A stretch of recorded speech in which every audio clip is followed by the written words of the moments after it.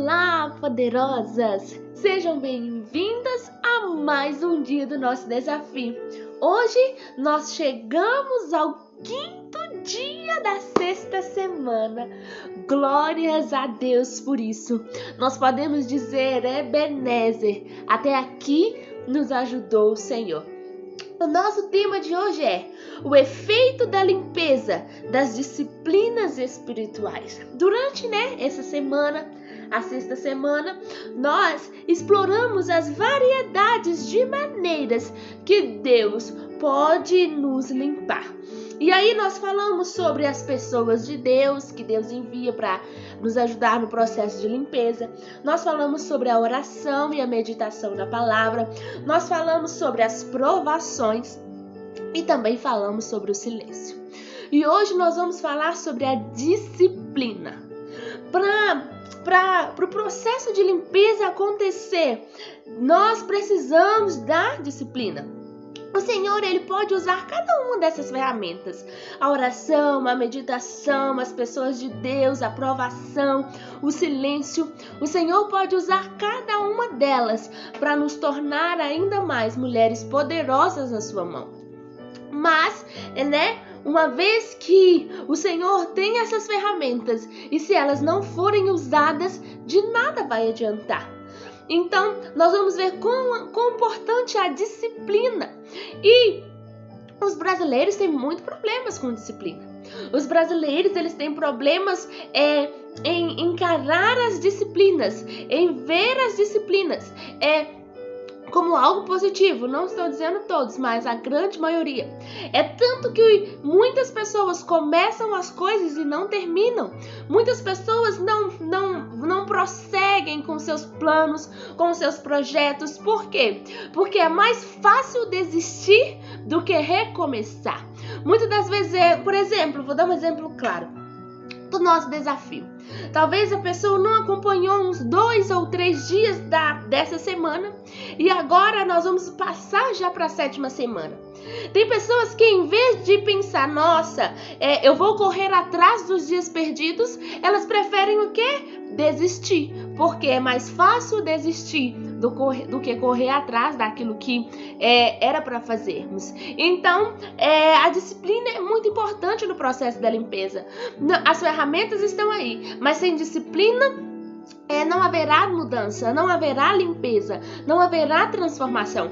Deus, Ele está disposto a fazer. Deus, Ele está disposto. E eu sempre digo isso, que Deus, Ele é o interessado em fazer. Mas agora em nós estamos realmente interessados nessa limpeza?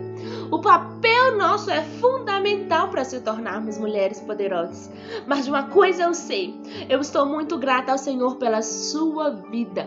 Eu sou grata ao Senhor porque você está aqui, mulher poderosa. Eu sou grata ao Senhor porque você não desistiu. Eu sou grata ao Senhor porque você está tendo disciplina para estar aqui. Só quem tem disciplina consegue chegar aqui. Só quem entende o real motivo de nós estarmos aqui consegue chegar até o final. Por quê? Porque nós sabemos que nós temos uma missão e que nós temos um propósito e nós não vamos deixar de cumprir o nosso propósito, a nossa missão, porque aquele que nos chamou, Ele é fiel. Então, Deus, Ele tem poder e Ele pode usar essas ferramentas para nos limpar. A única forma de nós não sermos limpas é se nós não quisermos. Deus pode usar qualquer ferramenta, mas se você resistir, você não será limpa. Se você resistir à limpeza de Deus, aquilo que Deus quer fazer, você não será limpa.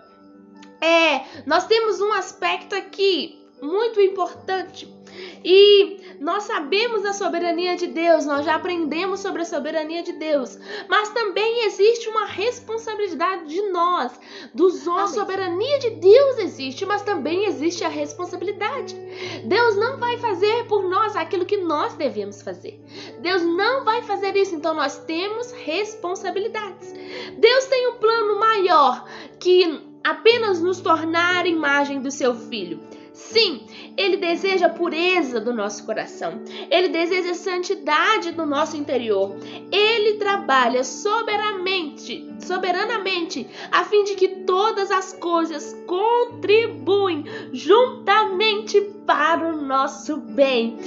Para que nós possamos dizer com confiança, por mais que não me aconteceram as melhores coisas, mas eu vivi a vida perfeita que Deus quis que eu vivesse. Será que você tem coragem, mulher poderosa, de dizer isso? Será que você tem coragem de assumir isso, que por mais que a sua vida não seja perfeita, você pode dizer: eu vivi a vida perfeita que Deus quis que eu vivesse. Isso é poderoso, nós pararmos e olharmos para isso, porque nós já falamos sobre tantas coisas aqui que já nos aconteceram, mas nós precisamos entender que sim, nós tivemos a vida perfeita que Deus quis para nós. Ao mesmo tempo, isso é bem contraditório. É bem contraditório por quê? Porque a gente imagina que a vida perfeita é uma vida sem problemas. É muito contraditório nós podermos dizermos essa frase, porque a gente vai pensar: mas me aconteceram tantas coisas. Mas nós precisamos entender que existe um Deus que nos ama, e o amor do Senhor é incomparável. Não há ninguém que nos ame como Ele. E existe esse amor, e esse amor está disponível para nós o tempo todo. Sempre disponível o Senhor está para nos amar e nos perdoar. Por mais que aconteceram coisas da nossa história, o Senhor, Ele nos ama. Ele continua nos amando, e não há nada que possamos fazer que possa aumentar ou diminuir esse amor. Então Deus sempre tem um plano para nós. Deus tem um plano para nós. Deus tem um plano para a sua vida. Deus tem um plano para a sua história. Por mais que ela não seja a perfeita, Deus tem um plano para você. Então, por que algumas coisas acontecem? Por que então aconteceram muitas coisas? Ao mesmo tempo que esse princípio aparentemente ele é contraditório, ele é igualmente verdadeiro. Por quê? Nós somos responsáveis pela escolha que fazemos. Um exemplo muito grande: talvez você hoje está insatisfeita com o seu casamento, infeliz com o seu casamento, mas você precisa assumir, ter a autorresponsabilidade de dizer: olha, eu que escolhi essa pessoa. Eu escolhi essa pessoa. Eu deveria ter consultado ao Senhor antes. Eu deveria estar atenta aos sinais que essa pessoa me deu antes de casar. Agora eu casei. Então veja como as nossas escolhas têm um papel fundamental.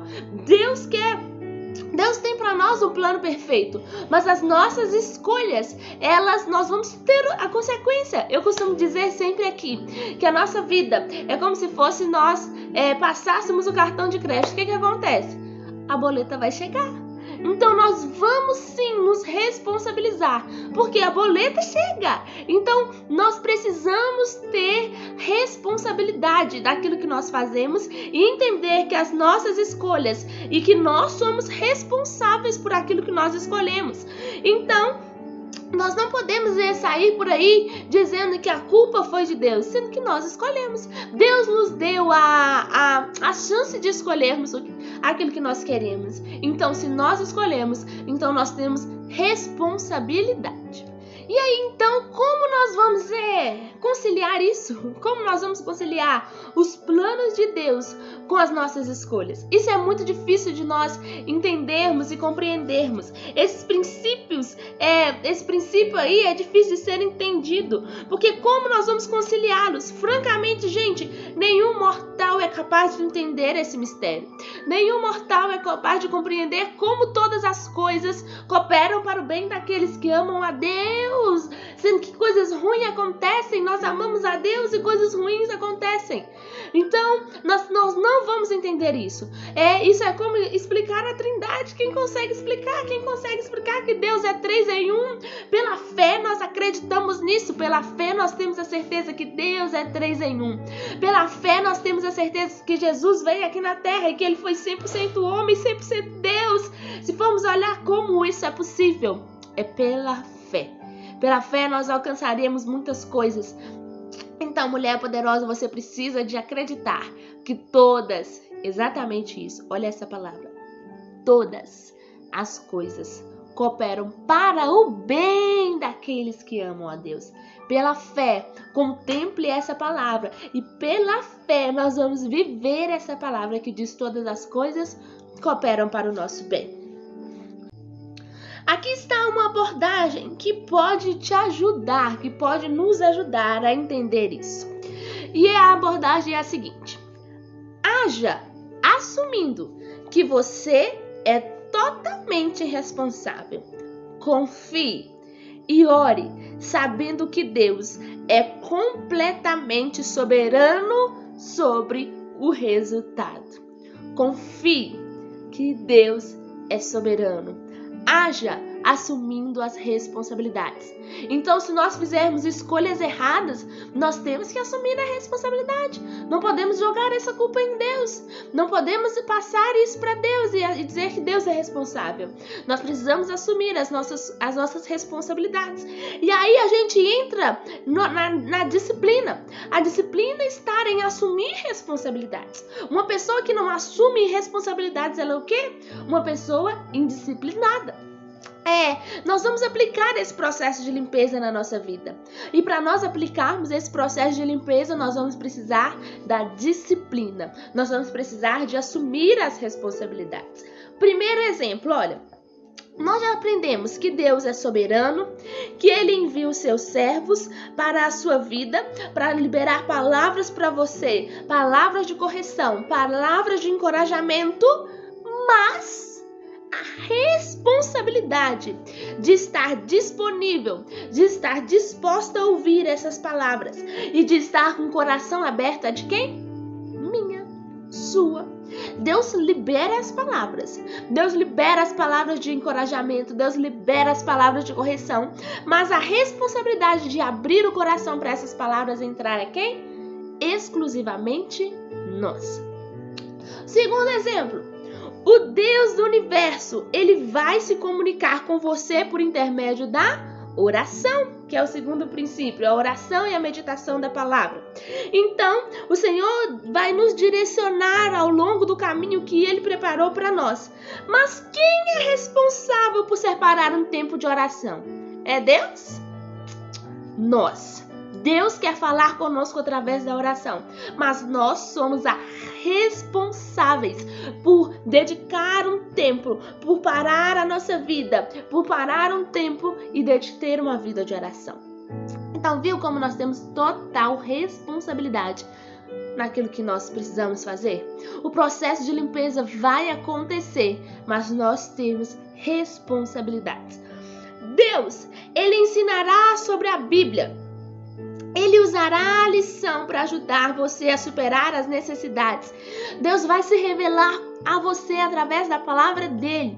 Ele vai abrir a sua mente. Ele vai abrir o seu coração, o seu entendimento. E você vai começar a entender a palavra. Você que não entende a palavra, receba agora o conhecimento, a sabedoria do Senhor, o entendimento que é produzido pelo Espírito Santo. E em nome de Jesus você vai começar a entender a palavra. Mas a responsabilidade é sua, é minha, de estudar a palavra e de meditar na palavra. Deus, Ele vai permitir que você passe por provações dolorosas em sua vida. Provações que são filtradas por mãos e desenhadas por Deus para o seu bem.